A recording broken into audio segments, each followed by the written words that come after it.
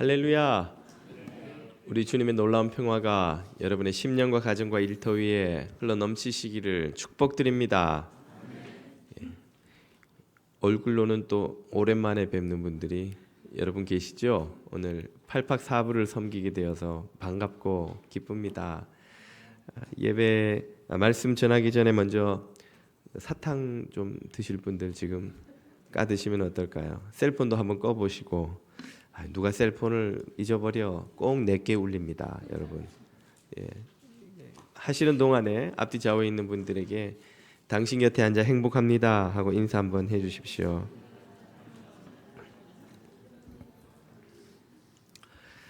(1960년대) 미국은 흑인 민권 운동으로 전국이 몸살을 앓았습니다. 흑인들은 남북 전쟁으로 노예제라는 애굽에서는 탈출했지만 차별과 멸시라는 강에 가로막혀 평등이란 가나안 땅에 아직 들어가지 못하고 있었죠. 당시 이 운동을 이끈 걸출한 지도자 두 명이 있었는데요. 우리가 익히 잘 아는 마틴 루터 킹 주니어 목사와 말콤 X가 그들입니다.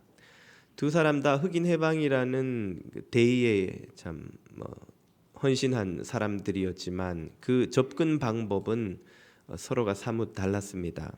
말콤 X는 전투적 과격주의자라고 불린 그의 별명이 보여주는 것처럼 백인들을 사악한 존재로 여기면서 그들을 증오해야 마땅하고, 흑인들이 진정 백인들로부터 해방되려면 백인과 분리된 흑인들만의 공동체를 따로 건설해야 한다는 좀 과격하고 또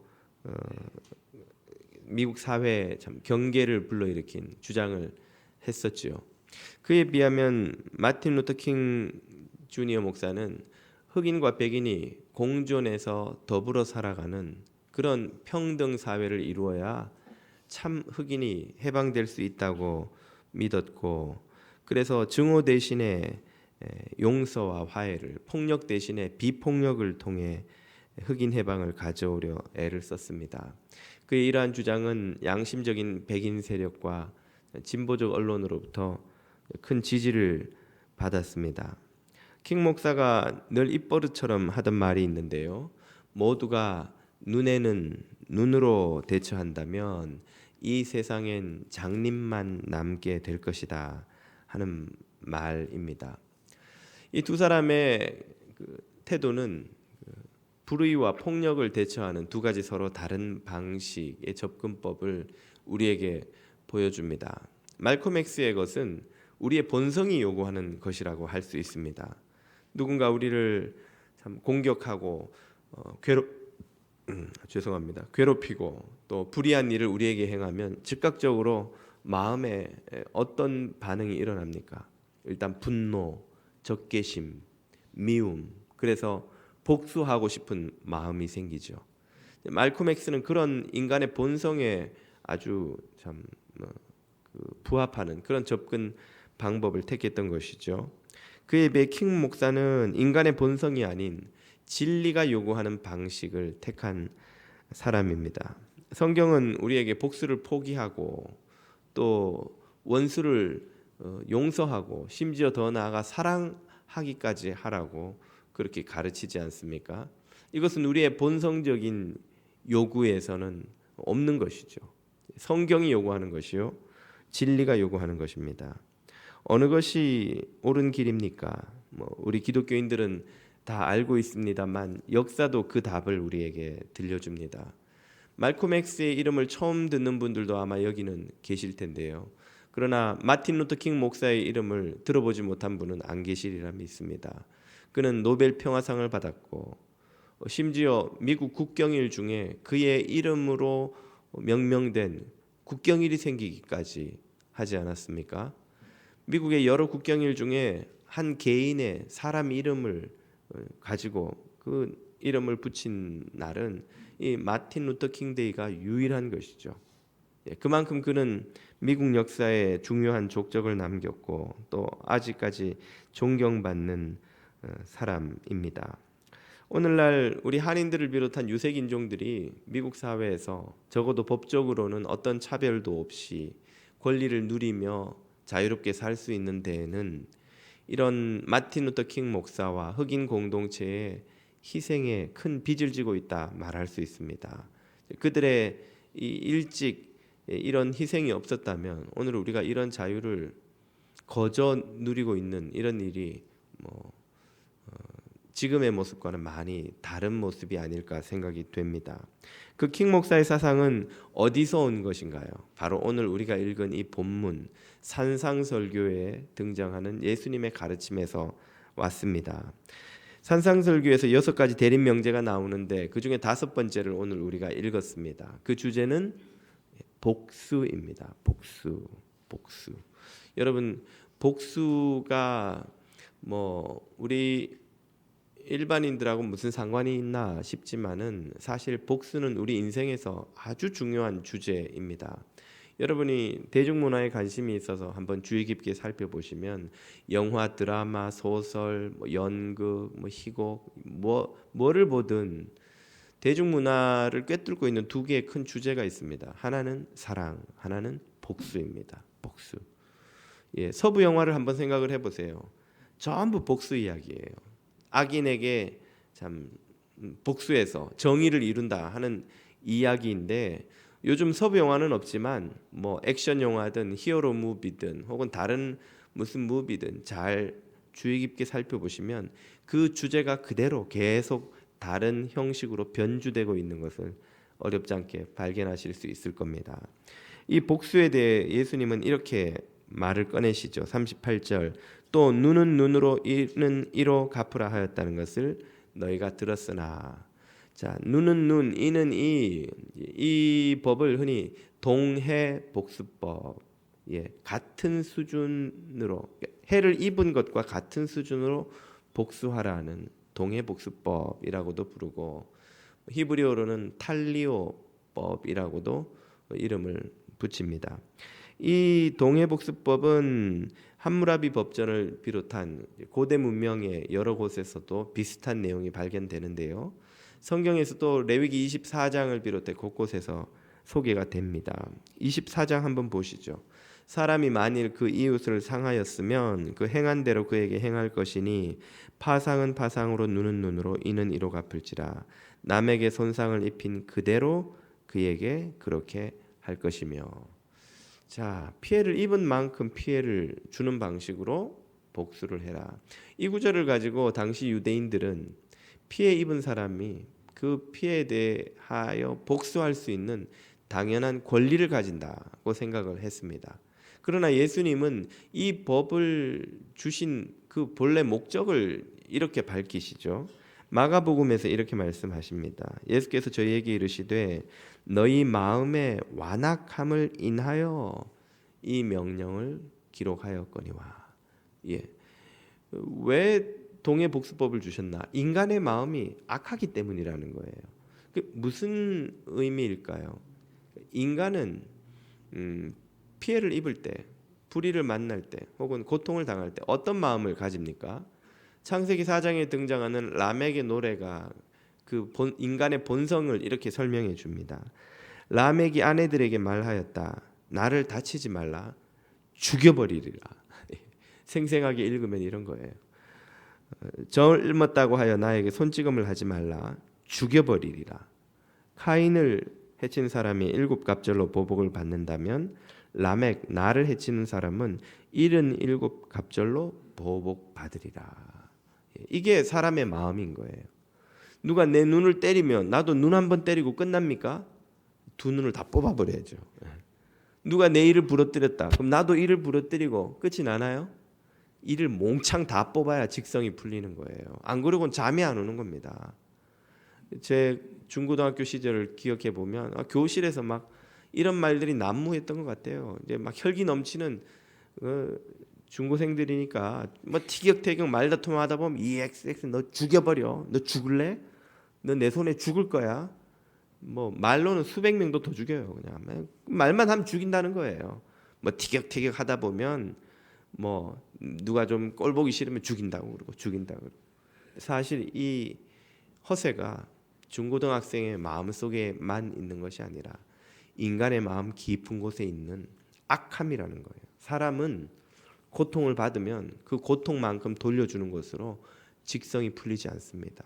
인간의 본성은 그 몇 배, 몇십 배로 갚아야 마음이 편한 거예요. 그래야 속이 시원한 거예요. 그렇기 때문에 그런 본성을 가진 인간이 자기 원하는 대로 보복을 하면 어떤 일이 벌어집니까? 내가 받은 것보다 몇 배나 더 크게 복수하면 복수를 당한 사람은 또 어떻게 생각하겠어요? 나는 하나를 끼쳤는데, 해를 끼쳤는데 저 사람은 나한테 5배나 해를 끼치니까 나는 4배나 더 많은 부당한 고통을 겪었어. 그걸 또 복수하려고 하죠. 갚을 땐 또 몇 배나 넘게 갚으려 하죠. 그러면 복수의 악순환이 끊임없이 반복되어서 결국 이 세상은 도살장과 전쟁터가 되고야 말 것입니다. 그래서 예수님은 이 말씀의 본래 의미는 네가 피해를 입었으면 당연히 다른 이에게 그 보복을 할 권리를 네가 가진다는 것이 아니라 피해를 입은 사람이 몇 배로 갚아서 아예 상대를 죽여버리려고 하기 때문에 그렇게 하지 말고 네가 정복수를 해야 되겠거든 피해 입은 만큼만 하라고 그 무제한적인 보복의 욕구를 한계를 두는 말씀이 바로 이 말씀이다 하시는 의미인 거예요. 요즘 말로 하자면 죄형 법정주의라고 합니까? 아무리 죄가 괘씸해도 그 죄에 대한 법이 정해놓은 형벌 안에서만 벌을 가할 수 있다는 거예요. 폭행의 죄가 벌이 1년 이하의 징역이라면 아무리 못되고 괘씸해도 우리가 기사를 읽다 보면 아니 이런 못된 놈이 있나? 이런 놈에게 겨우 고작 1년 징역이라니 막 감정이입이 돼가지고 만족이 안 되잖아요. 이런 놈은 평생 감옥에서 썩게 만들어야 돼. 그렇게 생각할 때에 그렇게 하지 말고 그렇게 하고 싶더라도 법이 1년으로 정해놨으면 1년 이하의 징역만 처해라 이 말이에요. 우리는 이런 인간은 일벌백계로 징계하고 해야만 돼라고 생각을 하겠지만 모든 피해자들이 똑같이 생각합니다.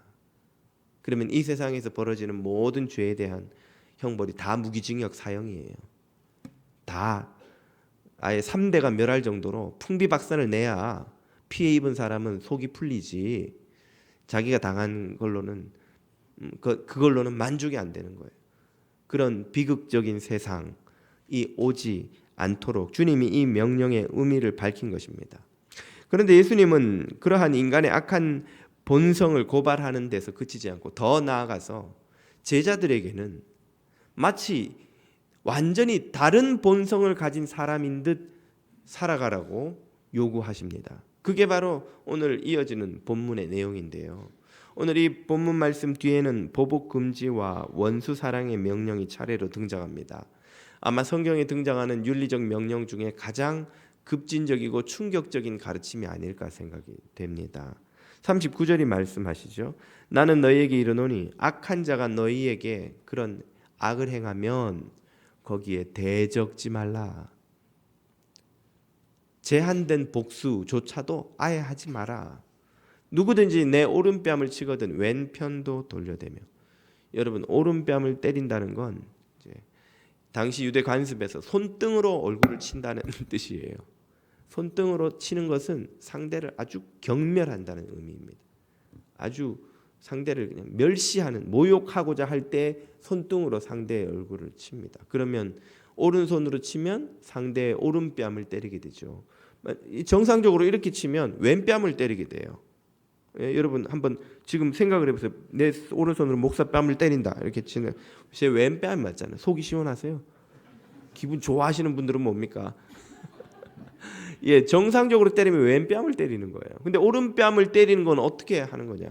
손등으로 때리는 거죠. 아주 경멸한다는 뜻이에요. 그런 모욕을 받으면 우리는 어떤 반응을 보입니까? 밤잠을 못 자고 이를 갈지요. 아니 이 인간이 나한테 어떻게 이렇게 하나? 어떻게 내가 이걸 갚아주나? 이를 뗄 수가 없어요. 이를 가느라고. 그런 게 우리의 본성인데 그렇게 하지 말고 오른뺨을 때리면 왼뺨도 내밀어라. 그게 가능하겠어요, 여러분? 여러분 그렇게 하실 수 있겠습니까? 이건 정말 쉽지 않아 보이는데 40절에서 또 이런 말씀도 하십니다. 또 너를 송사하여 속옷을 가지고자 하는 자에게는 겉옷까지 가지게 하며, 고소해서 법정에 가서 옷을 뺏으려고 한다는 거예요. 여러분 이건 무슨 말입니까? 요즘 말로 하면 벼룩의 간을 빼먹는다 그런 뜻이에요. 부자들에게 소송을 걸면 옷 따위 뺏지 않습니다. 양떼를 뺏거나 집이나 논밭을 뺏죠. 옷을 뺏는 건 가장 가난한 서민들을 등쳐먹는 거예요. 그 당시 일반 서민 대중들은 옷 한 벌로 평생을 살았습니다. 요즘처럼 뭐 옷장에 옷 걸 데가 없는데 입을 옷이 없어, 뭐 이런 넋놓는 시대가 아니에요. 옷을 뭐 계절별로 이렇게 뭐 입고 뭐 디자인 보고 이런 시대가 아닙니다. 그냥 속옷 한 벌, 겉옷 한 벌, 이게 평생 갖고 사는 서민들의 옷이에요. 이 굉장히 귀한 거였습니다. 실제로 예수님이 십자가에 달리셨을 때 보면 그 아래에서 군인들이 예수님의 겉옷을 서로 가져가려고 뭐 했다고요? 제비 뽑았다.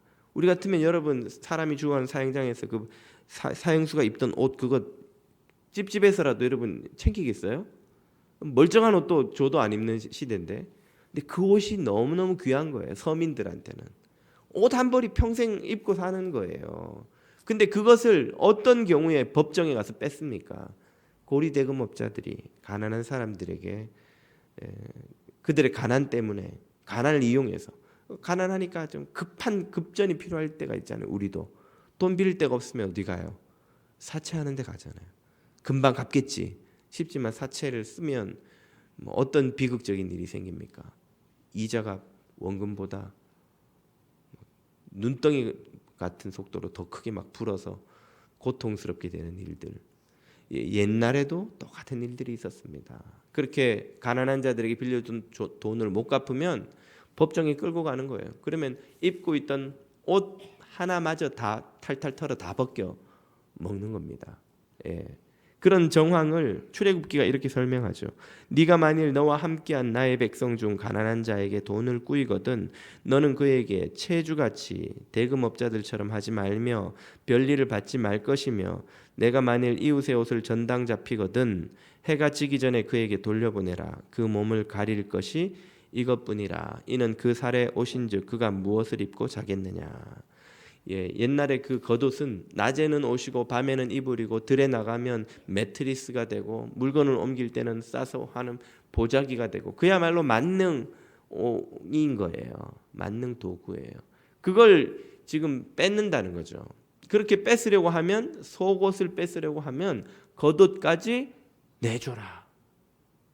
가진 거라고는 이것밖에 없는데 그거 뺏어 먹겠다는 사람한테 마저 다 털어주라 이 말이에요. 여러분 피땀 흘려 모은 돈을, 은퇴자금, 자식 학비 모아둔 거를 사기꾼이 털어가려고 하는데, 아이고 그거 가지고 되겠어요? 우리 집에 사실은 돈이 조금 더 있어요. 그러면서 이거 챙겨가라고 주실 수 있겠어요? 요즘 참 제가 기사를 읽으면서 막 속이 부글부글 끓는 기사가 있는데, 한국도 미국도 보이스피싱이 그렇게 피해가 심각하다는 거 여러분 알고 계시죠? 얼마 전에 한국의 순진한 젊은이가 취업 준비하면서 아르바이트해서 한 400여만 원을 모았는데 그걸 보이스피싱에 걸려가지고 다 털린 거예요. 그리고는 뭐 무슨 생각을 했는지 그만 극단적인 선택을 해서 그 아들을 잃은 어머니가 인터뷰에 나와서 울면서 이 나쁜 놈들 좀 잡아달라고 그러는 거예요. 막 정말 속이 저도 너무 마음이 아프더라고요. 한국에서 한 해에 보이스피싱으로 입는 피해가 5천억이 넘습니다. 미국은 규모가 달라요. 당연히 경제 규모가 뭐 다르니까 12조 5천억 달러가 매년 보이스피싱으로 털립니다. 12조 아니 12억 5천만 달러입니다. 죄송합니다. 12억 5천만 달러면 얼마인가요? 12억 달러면 1조 3천억쯤 됩니까? 예, 그만한 돈이 매년 보이스피싱으로 날아간다는 거예요. 여러분 전화 와가지고 뭐 막 물을 때 아무 생각 없이 예스 그랬다가는 그걸 레코드를 한답니다. 그래서 그 크레딧 카드 정보와 그 예스한 답을 녹음한 걸 갖고 가짜를 만들어서 돈을 또 빼간대요. 참 정말 눈 감으면 코 베가는 세상이 아닐 수 없는데 그런 나쁜 짓을 하는 사람들이 지금 통장 번호 알려주시면 금융 피해를 막을 수 없습니다. 통장 번호 가지고 되겠어요? 자, 비밀번호 부릅니다. 받으세요. 소셜 번호 나갑니다. 자, 이제 텍스 넘버 아이디 나가고요. 자, 탈탈 털실 수 있도록 제가 다 알려드릴게요. 그럴 수 있는 사람이 누가 있겠어요? 지금 이 본문 말씀이 의미하는 바를 굳이 설명해 보라면 그런 뜻이라는 거죠. 한 구절만 더 보십시오. 41절. 또 누구든지 억지로 오리를 가게 하거든 그 사람과 심리를 동행하고. 오리를 간다. 이건 무슨 말일까요? 이건 로마의 식민지 상황을 배경으로 합니다. 로마법에 의하면 로마 군인은 식민지의 주민을 전쟁 같은 유사시에 동원해서 군수물 짜겠죠. 짐을 지우고 오리를 데리고 갈 수 있는 법이 있습니다. 근데 법이라는 게 힘센 사람한테는 코에 걸면 코골이, 귀에 걸면 귀걸이죠. 군인들이 아무 때나 지나가는 주민들, 유대인들을 잡아다가 자기들 개인 짐을 지우고 자기 가는 대로 가는 거예요. 그러면 밭갈러 아침에 나가다가 재수 없이 로마 군인하고 마주치면 덜렁 잡혀가지고 그 짐을 지고 어딘지도 모르는 데로 끌려가는 거예요. 다 옮겨주고 돌아올 택시비도 안 주고 됐어 가. 그리고 보내버리면 기가 막힌 거죠. 식민지 주민으로 로마군을 보기만 해도 막 속에서 부글부글 분노가 끓어오르는데 운 나쁘게 잡혀가지고 거기 짐지고 그러고 가면 속이 어떻겠어요? 속이 얼마나 괴롭겠어요. 우리는 식민사회 겪어보지도 않았는데 우리 선조들이 징집으로 정신대로 끌려간 일 때문에 아직도 그 마음의 상처와 분노가 치유되지 않고 살아가는데 말입니다. 그런데 예수님은 그렇게 로마군이 너희를 끌고 오리를 짐을 지워 가게 하거든 심리까지 가주어라. 이건 또 무슨 황당한 말씀입니까? 아마 혁명으로 로마로부터 독립을 쟁취하려고 싸웠던 당시의 셀료 당원들이 들었다면 예수님을 매국노 아닌가, 친로마파 매국노가 아닌가 하는 생각을 했을지도 모를 말씀이지요. 이런 요구들을 과연 우리가 따를 수 있을까요? 아마 대부분 저를 포함해서 이 자리에 계신 분들이 보인 첫 번째 반응은 이런 것이리라 생각이 됩니다. 요한복음 6장에 나오죠. 제자 중 여럿이 듣고 말하되 이 말씀은 어렵도다. 누가 들을 수 있느냐 한데 이해가 어렵다는 뜻이 아니죠. 순종이 어렵다. 누가 그대로 순종하며 살 수 있겠는가 하는 말씀입니다. 아마 여러분도 비슷하지 않으세요?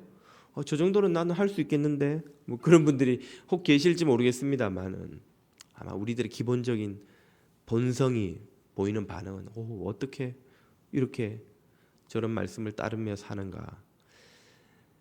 위로를 드리자면 많은 학자들이 이 구절은 예수님의 특유의 그 과장 화법이라는 것에 동의를 합니다. 우리가 앞서 읽었던 본문으로 돌아가 보면 너희 눈이 죄짓거든 뽑아버리고 손이 죄짓거든 잘라버리라. 문자 그대로 받아들이시는 분은 아무도 없으셨죠. 아마 그랬다간 저나 여러분이나 다 눈도 없이 손, 팔, 다리 없이 읽고 살아야 될 텐데 멀쩡한 거 보면 다 비유적 과장으로 이해하신 게 맞죠.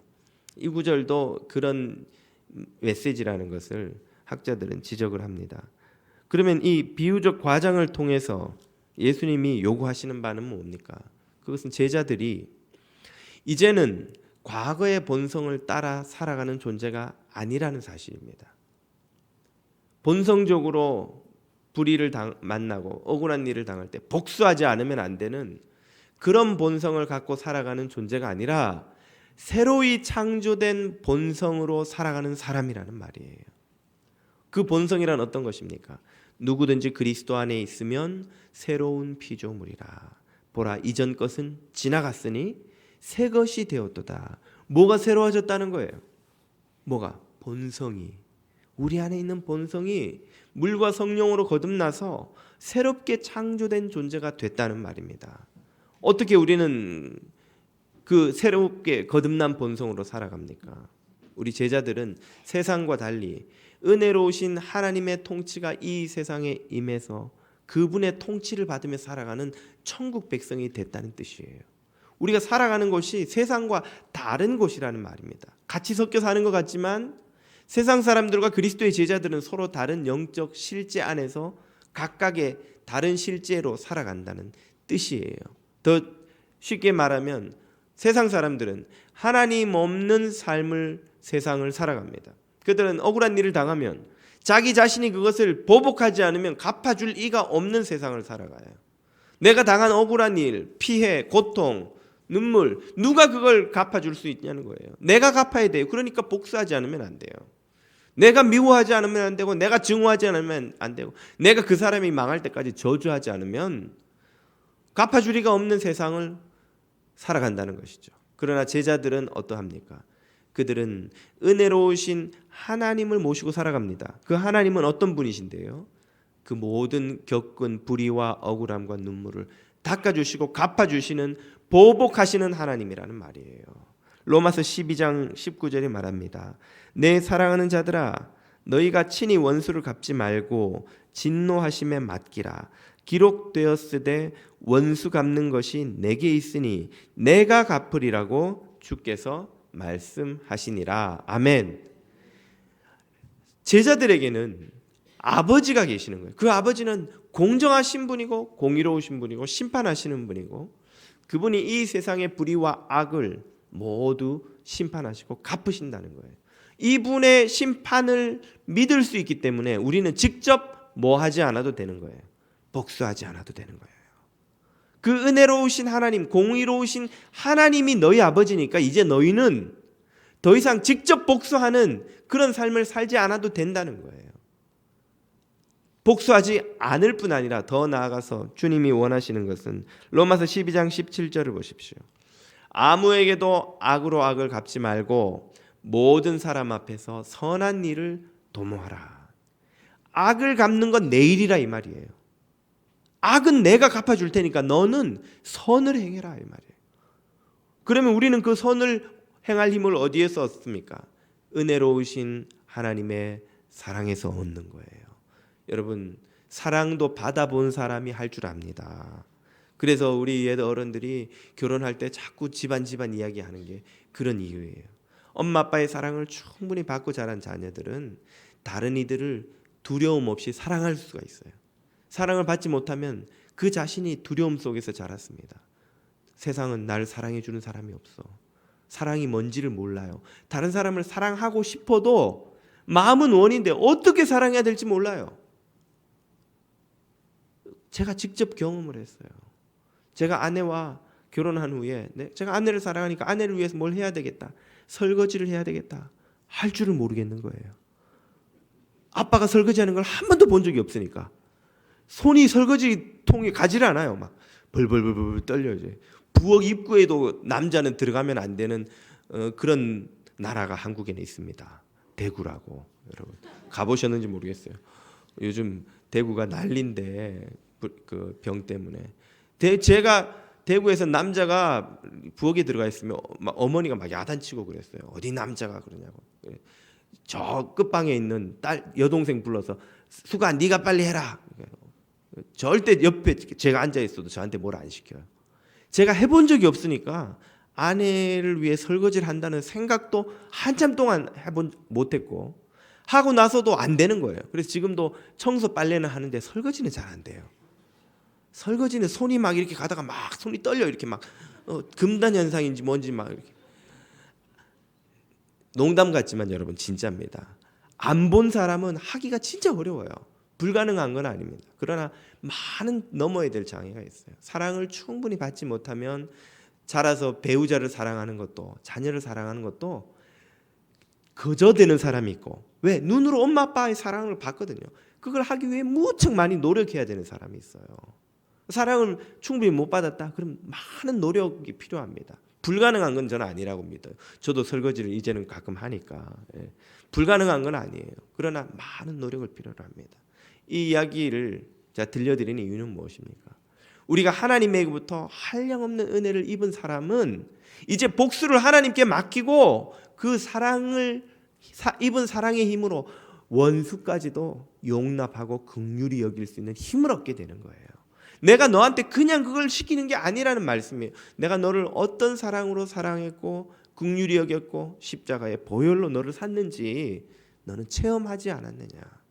그러니 복수는 나한테 맡기고 너는 선을 행하라는 거예요. 하나님이 우리에게 복수를 직접 하도록 맡기지 않으시는 또 하나의 중요한 이유가 있습니다. 악을 징벌하려다가 우리가 악의 일부가 되는 일이 얼마나 많은지 모르기 때문이죠. 로마서 12장 21절 이렇게 말합니다. 악에게 지지 말고 선으로 악을 이겨라. 악에게 진다는 게 뭘까요? 악을 미워하다가 우리가 또 다른 악이 되는 거예요. 막 사람들을 괴롭히는 그 나쁜 사람 보고 저런 인간을 놔두면 어떻게 하냐고 막 심판해야 된다고 공정한 심판하라고 막 하다가 사람들이 내 눈을 보고는 섬뜩 놀라요. 그 무서운 범죄자의 증오에 찬 눈빛을 나에게서도 보느니까요. 우리가 악을 미워하다가 또 다른 악이 됩니다. 폭력을 미워하다가 더 무서운 폭력이 되기도 해요. 불의한 정권을 무너뜨리겠다고 나선 개혁 세력들이 정권을 잡고 또 다른 폭압을 저지르는 일이 인류 역사에 얼마나 많은지요. 사람은 하나님처럼 공정하지 못합니다. 사람은 종종 악을 미워하다가 악에게 삼키는 거예요. 우리는 그 복수심을 다스리기가 힘들어요. 내가 입은 피해, 내 가족이 입은 피해, 우리 나라가 입은 피해, 그 마음에 치밀어 오르는 분노와 복수심을 다스리면서 악을 공정하게 심판한다는 게 우리에겐 거의 불가능한 일에 가깝습니다. 그러니까 하나님께서 너희가 그 악에게 삼키는 걸 보기를 원치 않으시는 거예요. 그러니 악을 심판하는 일은 나에게 맡기고 너는 선을 행하라는 거예요.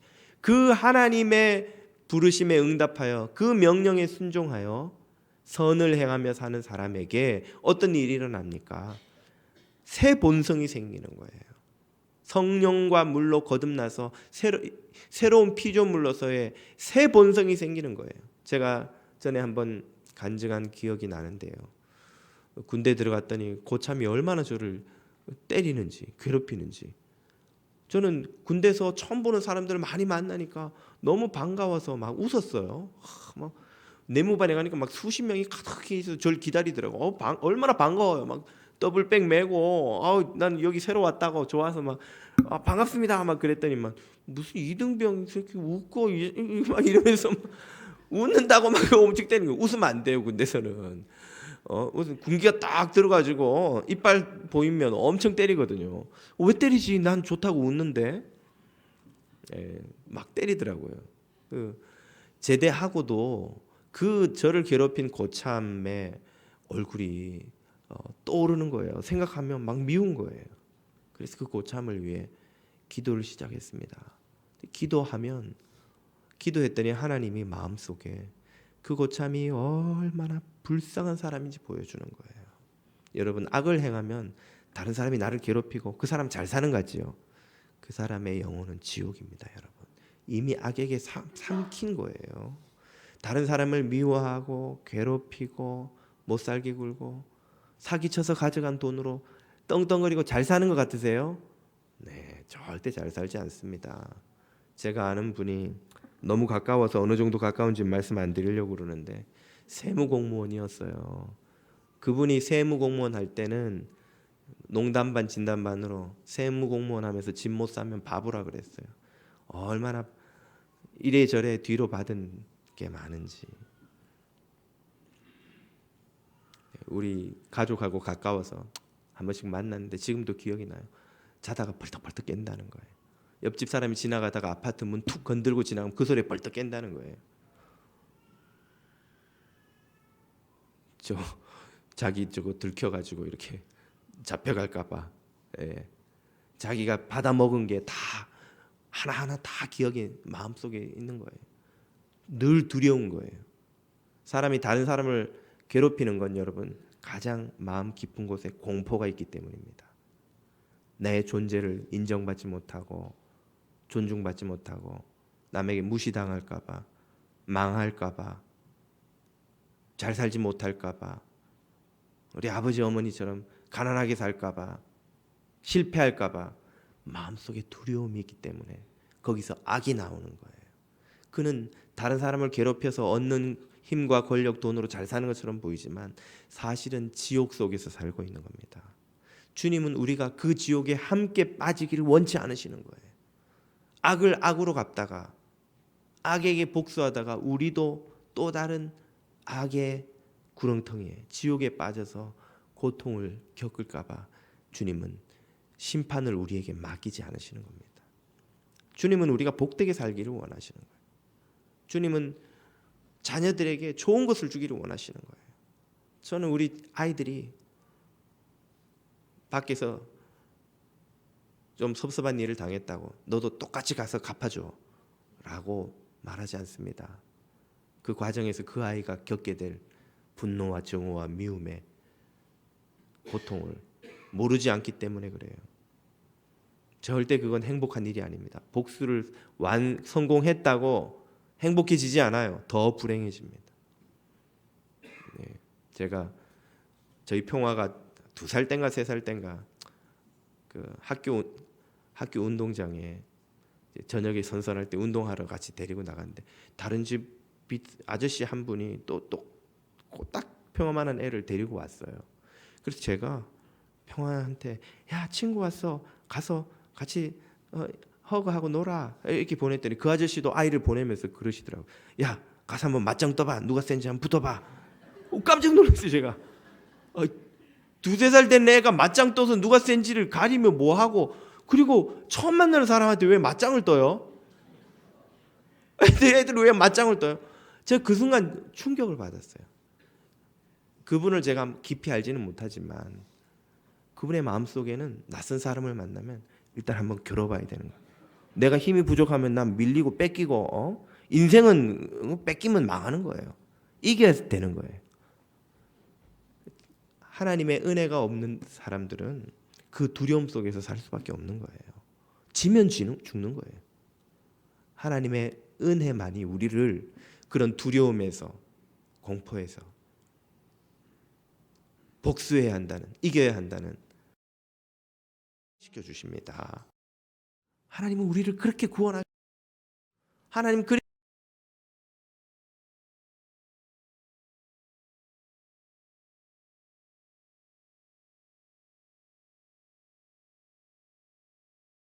원수를 친히 갚지 않고 하나님에게 맡길 수 있는 거예요. 그리고 원수마저 긍휼히 여기고 용서할 수 있는 힘을 하나님께로부터 받는 겁니다. 그 과정에서 새로운 본성이 창조되는 것이죠. 2006년에 소말리아 모가디슈에서 봉사활동을 하던 65세의 이탈리아 수녀 레오넬라 스고르바티라는 이가 있었습니다. 그녀는 주변 사람들의 만류에도 불구하고 그곳이 얼마나 위험한지 잘 알았지만 38년째 그곳을 떠나지 않고 고통받는 여자들과 아이들을 돌보고 가르치는 선교와 봉사사역을 계속해 왔습니다. 그러다가 어느 날 빈민가의 여성들에게 간호 교육을 시키고 나오던 길에 급진적 이슬람 무장단체 괴한 2명이 난사한 기관총에 의해 온몸에 총알이 박힙니다. 급히 병원으로 옮겨져 총알을 제거하는 대수술을 겪고 간신히 숨만 붙어 있는 그때 오장육부가 다 찢기고 피를 강처럼 쏟아놓고 숨이 끊어져가는 그때 간간히 의식이 돌아왔습니다. 겨우 정신을 차리고 눈을 뜨고 그녀가 남긴 한마디는 나는 그들을 용서합니다. 나는 이미 그들을 용서했습니다. 그녀는 이미 그들로부터 여러 번 살해 위협을 받았고 언젠가는 이런 일이 있을 수 있다는 것을 알고 있었던 거예요. 자신을 위협하는 그들을 위해 기도해 왔고 이제 자신의 목숨이 끊어져 가는 그 순간에도 그들을 위해 기도하고 그들을 용서한다고 고백하고 주님 곁으로 갔습니다. 그녀는 어떻게 자신의 원수에게, 자신의 몸에 그 총알을 퍼부은 이들에게 용서를 베풀 수 있었던 것일까요? 그녀는 세상과 다른 곳에서 살았기 때문입니다. 세상 사람들은 아버지 없이 자기 힘으로 복수하며 생존하지 않으면 안 되는 세상을 살아가는 동안 그녀는 은혜로우시고 공의로우신 하나님의 사랑으로 구원받아 그분의 다스림을 받으며 그분을 닮아 새로운 본성으로 살아가는 천국 안에서 살아갔기 때문인 것이죠. 오늘 저와 여러분이 살아가는 곳은 어디입니까?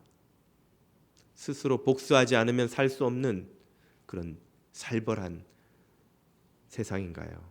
아니면 은혜로우신 하나님이 하늘에 나는 새도 먹이시고 들에 핀 백합화도 입히시는 그 자비와 긍휼로 다스리시는 생명의 나라, 하나님의 나라입니까?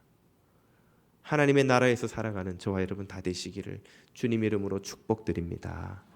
기도드리겠습니다.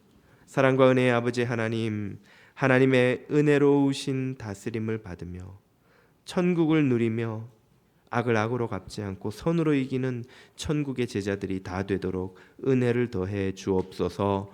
예수 그리스도 이름으로 기도드립니다. 아멘.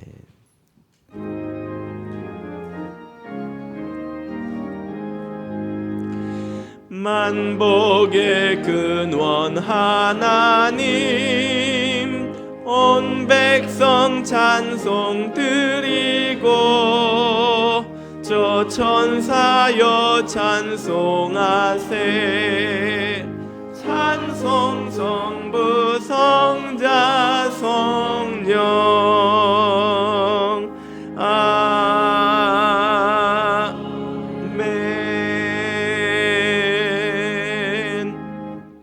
모든 생명과 은혜의 아버지 하나님께 말로 다 할 수 없는 감사와 찬양을 올려드립니다.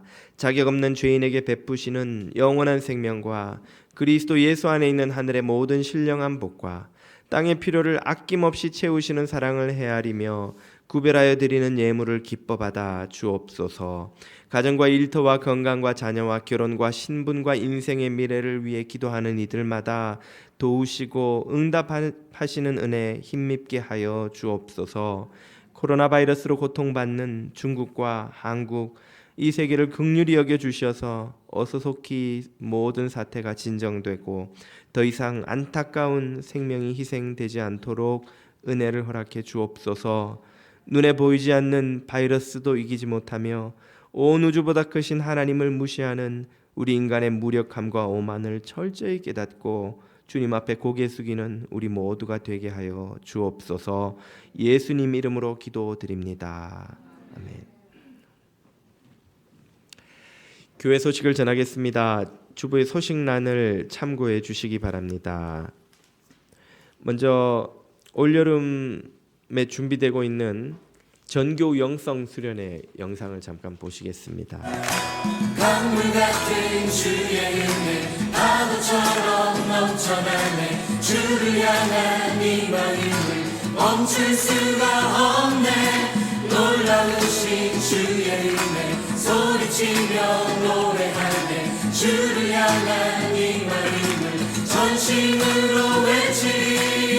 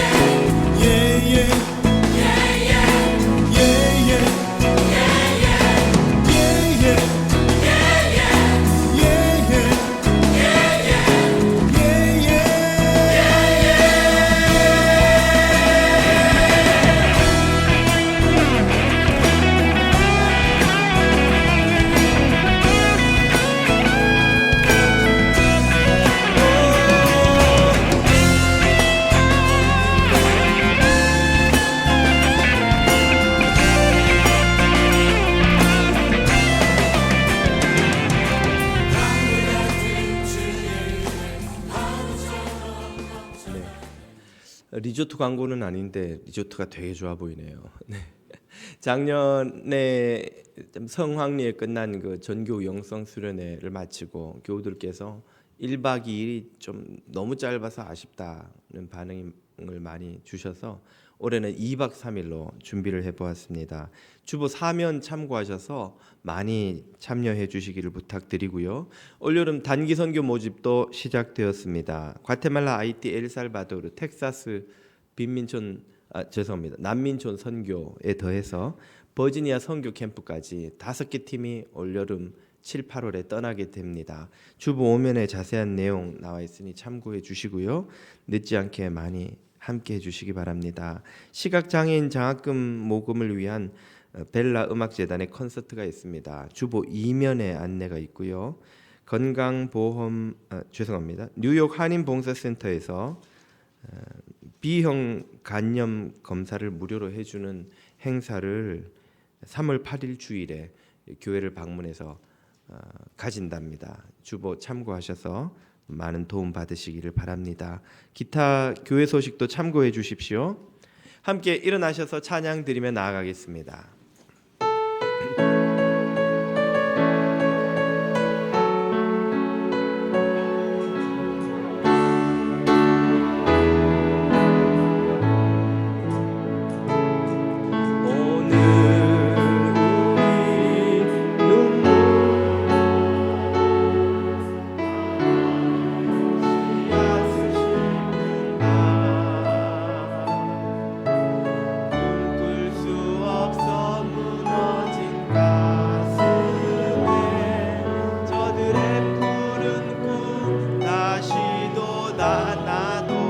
우리 함께 땀 흘려 소망의 길을 막는다.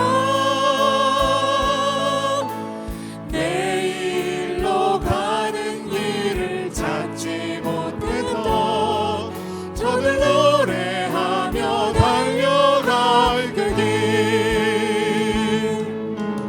그날에 우리 보리라.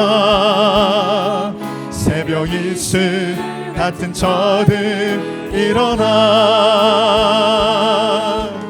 뜨거운 가슴 사랑의 손으로 이 땅 치유하며 행진할 때, 오래 황폐하였던 이 땅 어디서나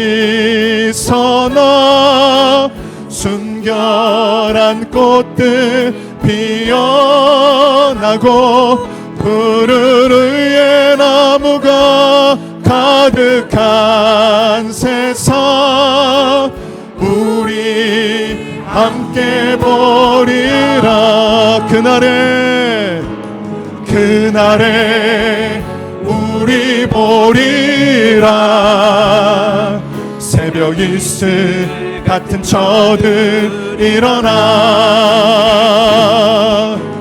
뜨거운 가슴 사랑의 손으로 이 땅 치유하며 행진할 때, 오래 황폐하였던 이 땅 어디서나 순결한 꽃들 피어나고 푸른 의의 나무가 가득한 세상, 우리 함께 보리라.